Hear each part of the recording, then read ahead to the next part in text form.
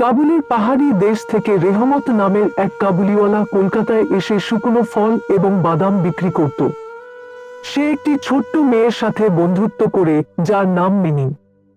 মিনির বয়স ছিল মাত্র 5 বছর, আর রেহমতের বয়স প্রায় 30। মিনির সঙ্গে রেহমতের সেই সহজ, মধুর সম্পর্ক সবার চোখে পড়ত। রেহমত প্রতিদিন মিনির জন্য শুকনো ফল নিয়ে আসত, আর মিনি তার ছোট ছোট গল্প শুনিয়ে দিত তাকে। কিন্তু একদিন রেহমতের জীবন পুরোপুরি বদলে গেল। এক গ্রাহকের কাছে টাকা পাওনা ছিল, এবং তর্কাতর্কির সময় রেহমত রেগে গিয়ে তাকে মেরে ফেলল। তাকে কারাগারে পাঠানো হলো। কয়েক বছর পর রেহমত কারাগার থেকে মুক্তি পায় এবং সে আবার মিনির সাথে দেখা করতে আসে। কিন্তু তখন মিনি বড় হয়ে গেছে এবং তার বিয়ের প্রস্তুতি চলছে। রেহমত দেখে যে মিনি তাকে চিনতে পারছে না, কারণ অনেক বছর কেটে গেছে। এই সময়ে রেহমতের চোখে জল আসে। সে বুঝতে পারে যে মিনি আর সেই ছোট্ট মেয়ে নেই। মিনির বাবা তখন রেহমতের কষ্ট বুঝতে পারে এবং মিনির বিয়ের জন্য জমা করা কিছু টাকা তাকে দিয়ে দেয়, যাতে সে নিজের দেশে ফিরে যেতে পারে এবং নিজের মেয়েকে দেখতে পারে। কাবুলিওয়ালা গল্পটি আমাদের বলে যে মানব সম্পর্কের মূল ভিত্তি ভালোবাসা, বন্ধুত্ব এবং মমত্ববোধ। সময় পরিবর্তিত হয়, মানুষ বদলে যায়, কিন্তু আন্তরিকতা এবং ভালোবাসার বন্ধন অক্ষয় থাকে। রেহমত আর মিনির সম্পর্ক প্রমাণ করে যে বয়স বা জাতিগত পার্থক্য কখনো প্রকৃত ভালোবাসা ও বন্ধুত্বের পথে বাধা হতে পারে না। এক দেশে এক অত্যন্ত জ্ঞানী রাজা বাস করতেন। রাজা ছিলেন বিদ্যাবান, আর তিনি তার রাজ্যের সব মানুষকে শিক্ষিত করতে চেয়েছিলেন। একদিন তিনি শুনলেন যে একটি টিয়া পাখি ধরা পড়েছে। পাখিটি খুব সুন্দর ছিল, কিন্তু তার কোনো শিক্ষা ছিল না। রাজা আদেশ দিলেন এই পাখিটিকে শিখিয়ে পড়িয়ে শিক্ষিত করে তুলতে হবে। রাজ্যের সেরা পণ্ডিতরা জড়ো হলেন।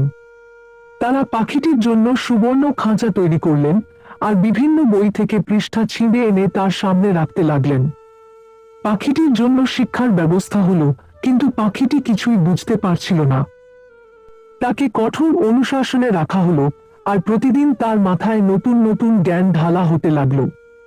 ধীরে ধীরে পাখিটি তার স্বাধীনতা হারিয়ে ফেলে এবং খাঁচায় আটকা পড়ে বিষণ্ণ হয়ে যায়। একদিন রাজা পাখিটির কাছে এসে দেখলেন যে পাখিটি আর গাইছে না, কথা বলছে না। সে নীরব এবং দুঃখিত। রাজা পণ্ডিতদের জিজ্ঞেস করলেন, পাখিটি কি এখন শিক্ষিত হয়েছে? পণ্ডিতরা উত্তর দিলেন, হ্যাঁ মহারাজ, আমরা তাকে সব ধরনের জ্ঞান দিয়ে পূর্ণ করেছি। কিন্তু পাখিটির দিকে তাকিয়ে রাজা বুঝতে পারলেন যে শিক্ষা মানে শুধু বইয়ের জ্ঞান নয়, শিক্ষা মানে হৃদয়ের স্বাধীনতা, আনন্দ এবং নিজস্ব ভাবনা। এই গল্পটি আমাদের শেখায় যে সত্যিকারের শিক্ষা কখনোই বাহ্যিক আডম্বরে হয় না। জোর করে কাউকে কিছু শেখানো যায় না, আর সত্যিকারের শিক্ষা সেই যা আত্মার স্বাধীনতা এনে দেয় এবং স্বাভাবিক জ্ঞানার্জনের পথ খুলে দেয়। একটি শিশুর বা প্রাণীর স্বাধীনতা ও প্রকৃত সত্তাকে হরণ করে কখনোই তাকে প্রকৃত জ্ঞানী করা যায় না। তোতা কাহিনী গল্পের এই শিক্ষণীয় দিকটি আমাদের শিক্ষা ও স্বাধীনতার মধ্যে যে গভীর সম্পর্ক আছে তা আমাদের বুঝিয়ে দেয়।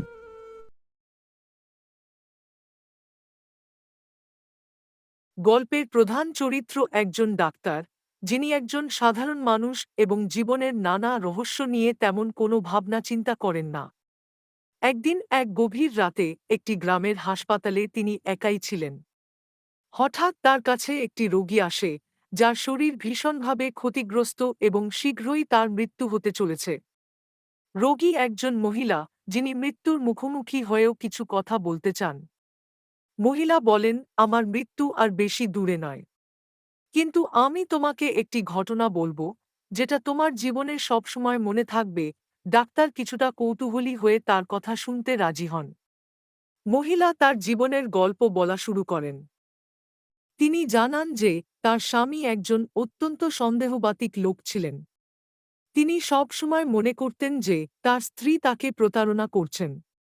স্ত্রী তাকে ভালোবাসতেন এবং কোনো ভুল করেননি, কিন্তু স্বামী তাকে সন্দেহ করতেন এবং তাকে অযথা কষ্ট দিতেন।